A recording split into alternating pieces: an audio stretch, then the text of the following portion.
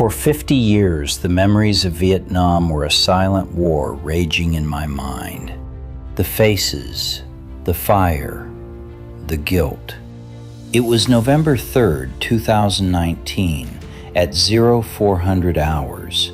I was standing at the curb in front of Delta Airlines at Orlando International Airport, about to embark on a trip to rediscover places that had such a tremendous impact on my life.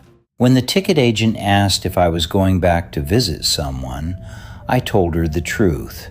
I was going back to visit my demons. This journey began a year earlier, at a book signing in my hometown of Kalispell, Montana. People asked if I'd ever go back, but I knew I couldn't afford it.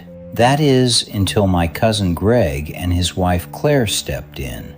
Greg wanted to help me face my past, knowing his own father never could after World War II. Meeting them at LAX made it real. They were making my dream and my reckoning possible. Over lunch by the Manhattan Pier, we laid out the plan. We were heading to Saigon.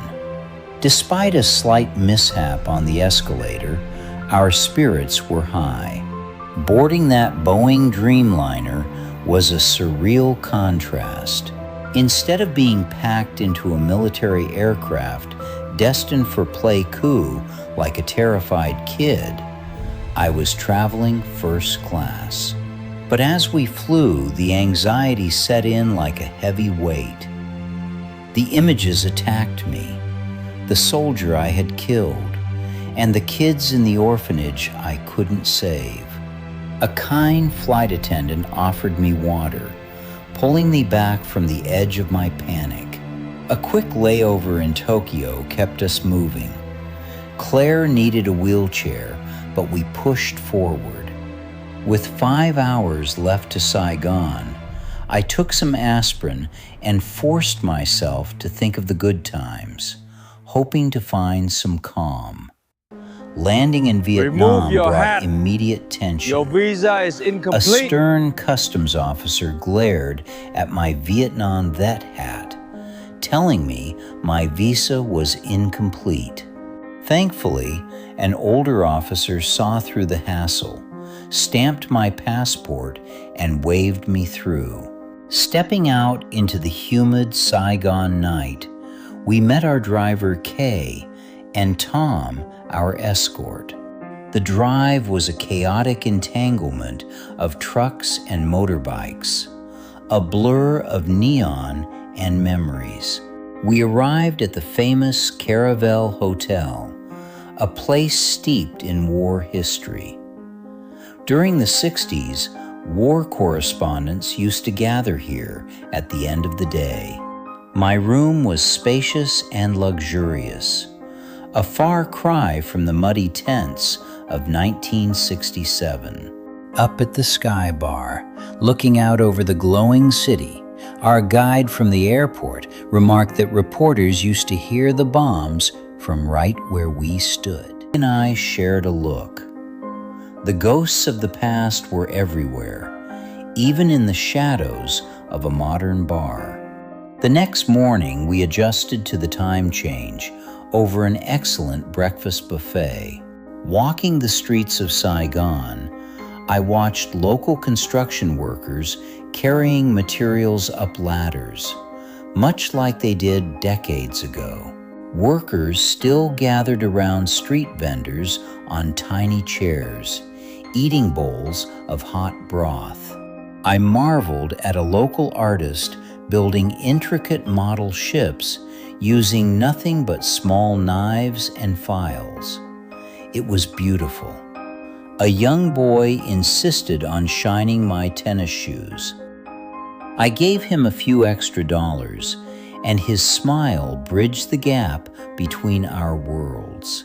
Back at the hotel, we finally met Jiang, our guide. He had a great sense of humor, but told me the orphanage was proving difficult to find. We headed out into the traffic. Jiang told us our first stop was a hidden weapons cache from the Tet Offensive.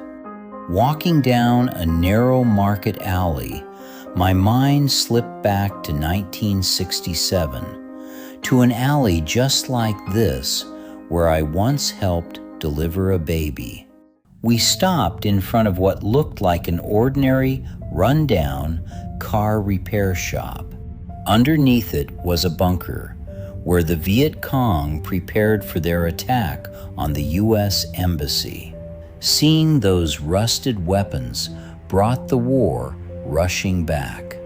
I remembered the early morning hours of January 30th, 1968, when the mortar fire rained down on us at Dung Tum. We took a break for lunch at a local cafe. Jiang shared history that contradicted the news we were fed back home, shifting my perspective. Arriving at the reunification palace, we were greeted not by hostility, but by cheering school children yelling, "Hello!" I could have hugged every one of them. Down in the palace's war room, the original maps and rotary phones from the 60s sat frozen in time. Next was the former residence of U.S. Ambassador Henry Cabot Lodge, an oasis of calm that hid a history of political turmoil. An elderly caretaker read us the history of the house, perfectly preserved from the days it helped shape the war. The War Remnants Museum was harder to stomach. Seeing captured American equipment and barbed wire cages felt heavy, steeped in one-sided propaganda. Scene 38, but it was the towering French guillotine that truly chilled me, a brutal reminder of the country's long history of bloodshed. That evening, from the Rex Hotel rooftop, Jiang pointed out the old CIA building, the site of those desperate final helicopter evacuations in 1975. The following day, we drove through endless rows of rubber trees toward Chu Chi.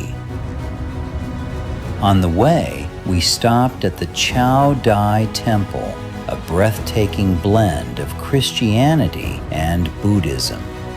Watching the worshippers in immaculate white robes sit in perfect symmetry brought a brief moment of profound peace. At Chu Chi, we met Huynh Van Chia, a former Viet Cong soldier who lost his arm and eye to an American tank. He told us that we were all just soldiers doing our jobs back then, and that now it was time to move on. He showed us the hidden trapdoors, perfectly camouflaged in the dirt. Crawling through those suffocating tunnels, I realized it must have been like living in hell to survive the bombings down there. The booby traps on display were wicked, rusted punji sticks designed not to kill, but to maim and terrorize. Leaving Saigon behind, we headed south toward the Mekong Delta. The road to My To was completely transformed, lined with businesses. We drove to the gates of my old base, Dung Tum, but the guards turned us away. Foreigners weren't allowed.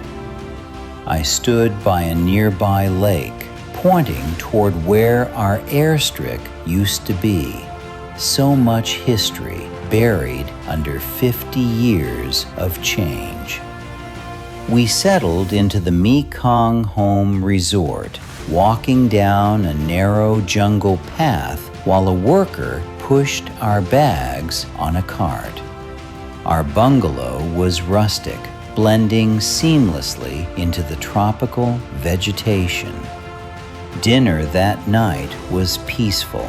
watching a golden sunset bleed through the trees, but the peace wouldn't last. At 4 a.m., I stood alone on the dock. The fog rolled in, and my mind drifted to the orphanage. Today was the day I had to find it. We drove into Mito with Jiang navigating on his phone, searching for the Catholic Church. When we arrived, I was completely disoriented. Nothing looked like the war-torn streets I remembered. Inside the courtyard, Jiang spoke to a young priest. Something's coming. We must be ready. Telling us to come back later. The trail felt cold. We waited it out over bowls of steaming broth at a local vegetarian place. I was exhausted, physically and emotionally. Returning to the convent, we found an unlocked gate. Walking through the courtyard, an elderly nun approached us. It was Sister Renee. She pointed across the street. The orphanage had been destroyed in 1975. Now it was a bright, joyful kindergarten. Hearing the children laugh was a far cry from the horror I had witnessed there. The memories hit me like physical blows. The black smoke, the shattered walls. The two little kids were used as a shield by the Viet Cong, then were set on fire to get to us. I prayed to God to give me strength, made a split-second choice under unimaginable pressure. I pulled the trigger to spare those children from an agonizing death, an incredibly heavy and painful memory to carry. That haunted me for decades. At that moment, I vowed I would never father children, a decision I now regret. I showed Sister Renee an old photograph. She recognized the nuns. She was there that day. She lost her friend in the courtyard. I couldn't speak. So Claire told her my story. I'm here how the Viet with Cong you. used the children, It was and how my I shot fault. them to end their agonizing suffering. Sister Renee reached out and took my weathered hands in hers. She prayed silently. In that quiet moment, a 50-year burden finally began to lift. The next morning, we boarded a sampan for a 2-day cruise down the muddy waters of the Mekong River. I felt lighter, free. We stopped to see towering stacks of bricks made from recycled coconut shells baking in massive kilns. In Kun Tu, we walked through an ancient home, listening to stories of romance that survived the test of time. Our final leg took us to Vung Tau. On the highway, the harsh realities of the country flashed by, like seeing dogs crammed into cages destined for northern restaurants. At our hotel bar, shady businessmen casually discussed money laundering, a bizarre contrast to the spiritual journey I had just completed. Sitting on the plane home, staring out at the clouds, the nightmares were finally quiet. I had faced my demons. My Vietnam experience dominated my life for half a century. But returning showed me that the country had healed, and so could I. We live the life chosen for us, knowing there is a reason for everything.